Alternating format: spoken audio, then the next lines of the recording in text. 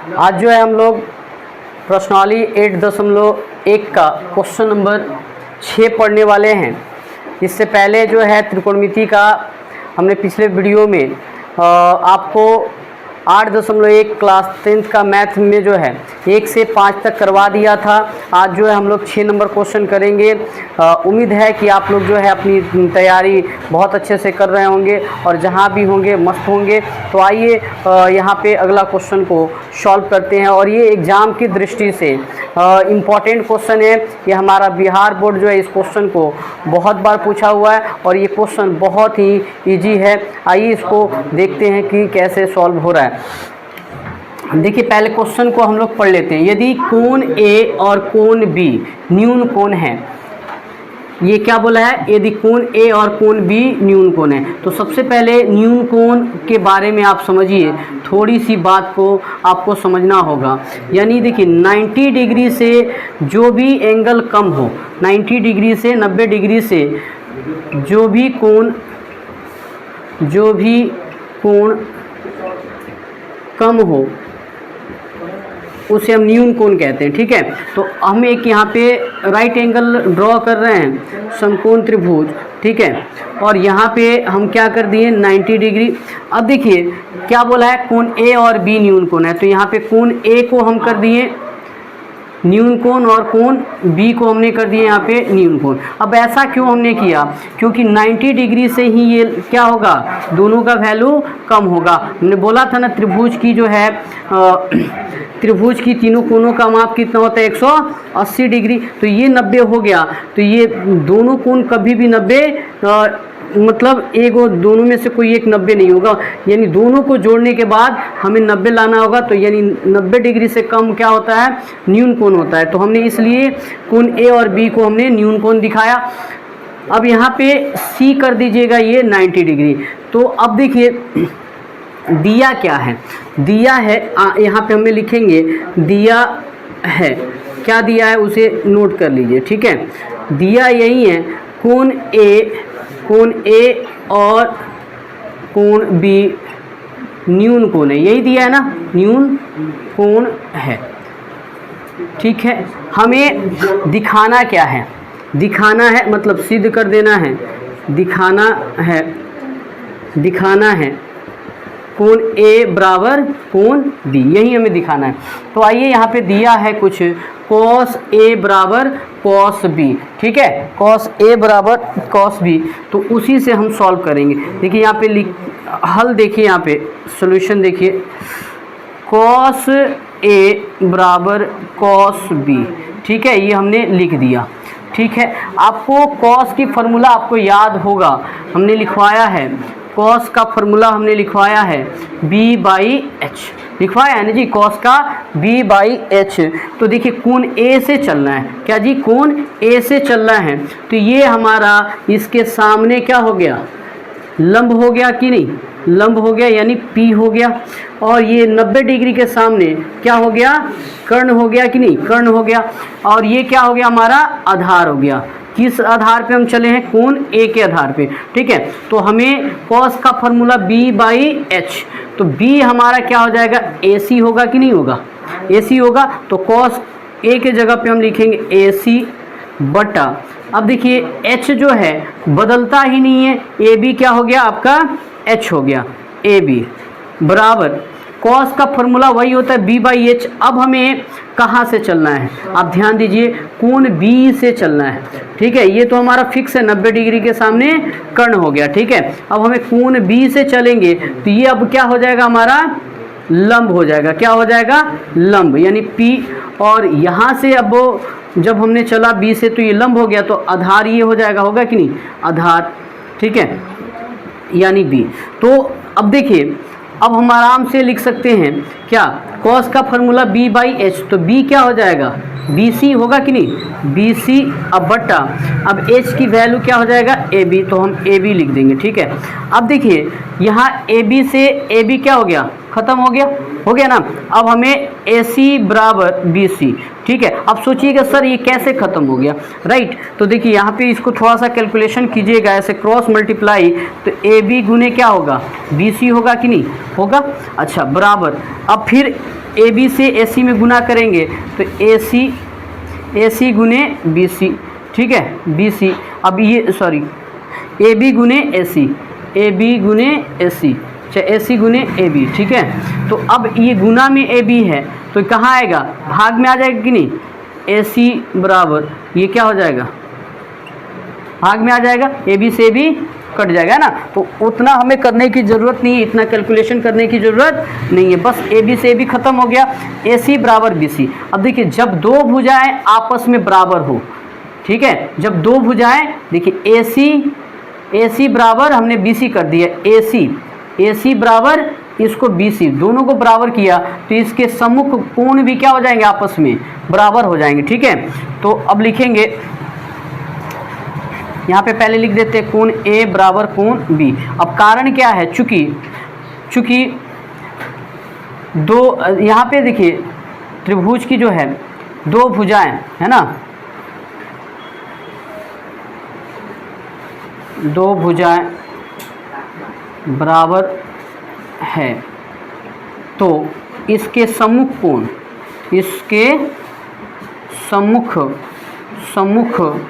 कोण बराबर होते हैं, ठीक है, बराबर होते हैं, ठीक है।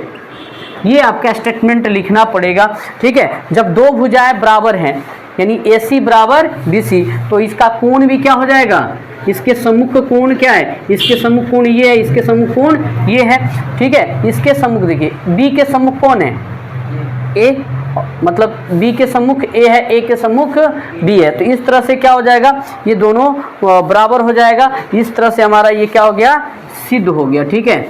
मतलब हमें यही दिखाना था, सिद्ध हुआ, ठीक है।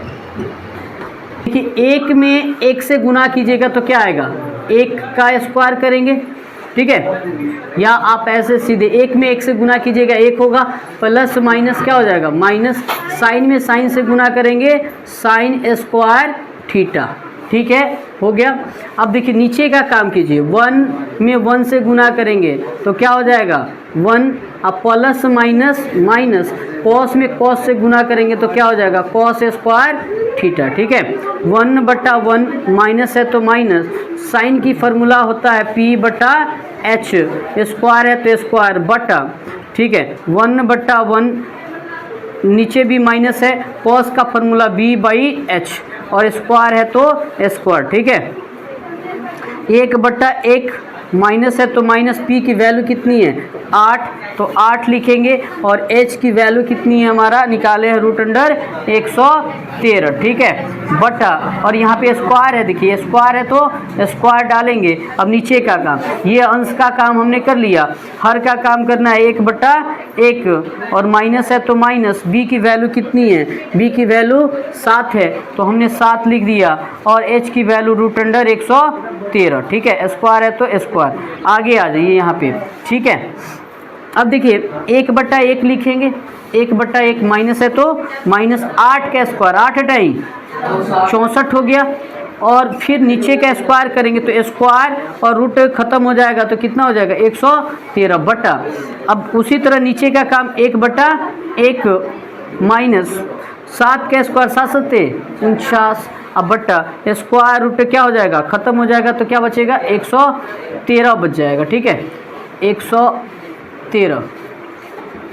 अब आइए 1 और 113 का एलसीएम लेंगे तो 113, 1 से 113 बार में आ जाएगा माइनस, ये क्या हो जाएगा 64 हो जाएगा, बटा नीचे का काम वही 113, ये 113 माइनस क्या हो जाएगा 49, ठीक है। अब घटा दीजिए, 13 में से 4 गया है ना, ये कर्जा लेंगे, 13 में से 4 गया 9, और ये 10 में से 6 गया 4, अब बट्टा में क्या हो गया 113 बटा, अब नीचे जो है घटाएंगे तो ये 64 आ जाएगा, और नीचे 113, ठीक है। अब क्या करना है, पलटना है। ठीक है, पलटिए। देखिए 49/113 आप लिख दीजिए, 49/113। अब बड़ा सा बटा का लाइन को गुना में बदलिएगा तो यहाँ हर वाला अंश में जाएगा। ठीक है, 113 ऊपर चला जाएगा और ये 64 नीचे आ जाएगा। ठीक है, अब 113 से 113 काट दीजिए, बच गया क्या, 49/64। ये पहला का आंसर कंप्लीट हो गया। अब दूसरा भी हम ले लेते हैं। दूसरा हमें क्या करना है, कॉट स्क्वायर थीटा। तो देखिए कॉट की फार्मूला होता है b/h का स्क्वायर करेंगे। क्यों, क्योंकि कॉट का फार्मूला b/h है, स्क्वायर है तो स्क्वायर। b की वैल्यू क्या है 7 और h की वैल्यू है नहीं क्या है, कॉट का निकालना है ना, कॉट का b/p होता है। क्या होता है कॉट का, b/p।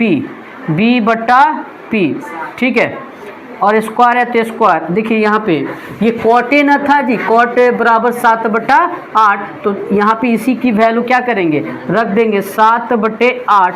7 सते बोलो 49 हो जाएगा, 8 अठाई 64। तो हमने बोला था ना दोनों का आंसर हुआ सेम आएगा, तो दोनों का आंसर भी सेम आ गया। अब इसको शॉर्ट, देखिए इतनी बड़ी को हम क्या करेंगे, बहुत शॉर्ट में बना लेंगे, है ना।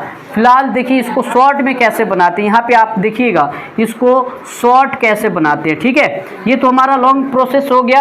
अब मान लेते हैं आगे फार्मूला जब त्रिकोणमिति की पूरा याद कर लेंगे तो शॉर्ट भी हो जाएगा। आइए देखते हैं कैसे शॉर्ट कर रहे हैं। यहाँ पे आप देखेंगे इसको शॉर्ट, इतनी कैलकुलेशन हो रहा है तो शॉर्ट हम कैसे करेंगे। देखिए 1 + sin s, यहाँ पे देखिए इसको हम क्या करेंगे, 1 में 1 से गुना करेंगे तो क्या होगा, 1 हो जाएगा।